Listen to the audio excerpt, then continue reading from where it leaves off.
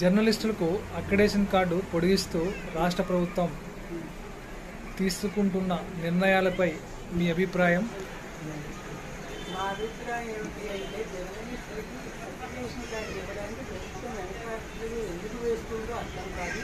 వెనకాతల స్టిక్కర్లు అతికించి ప్రతి 3 నెలలకి 2 నెలలకి ఒకసారి డేట్ పొడిగిస్తూ వచ్చింది. ఇప్పటి వరకు డిసెంబర్ వరకు ఆ కాగితం మొత్తం చేస్తుంది, అప్లికేషన్ కార్డు చేయడం లేదు. కొత్తగా రేషన్ కార్డులు ఇంత చిన్న చిన్నవి చేసిన వాళ్ళు అప్లికేషన్ కార్డు ఇష్యూ చేయడానికి ప్రభుత్వానికి ఎందుకు నష్టం వస్తుందా కష్టం వస్తుందా అర్థం కావాలి.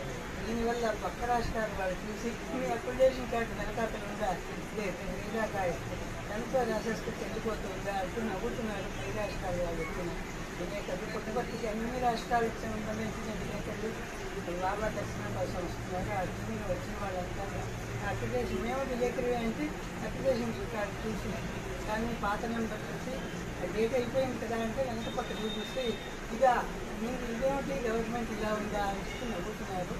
మాకు నవ్వడం వల్ల మాకు అవమానంలాగా అనిపిస్తున్నారు. కనుక ప్రభుత్వం అప్లికేషన్ కార్డు తొందరగా ఇది నవంబర్ రాష్ట్ర అవతరణకైనా ఇష్యూ చేయవలసిందే. ఒకవేళ అది కాదు అంటే జనవరి 1వ తారీఖునైనా కొత్త కార్డు ఇష్యూ చేయాలి, ఏర్పాటు చేయాలి.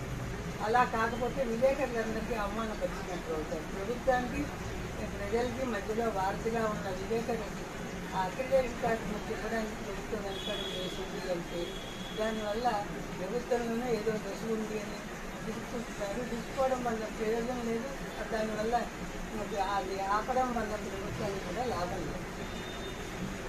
అది నా అభిప్రాయం.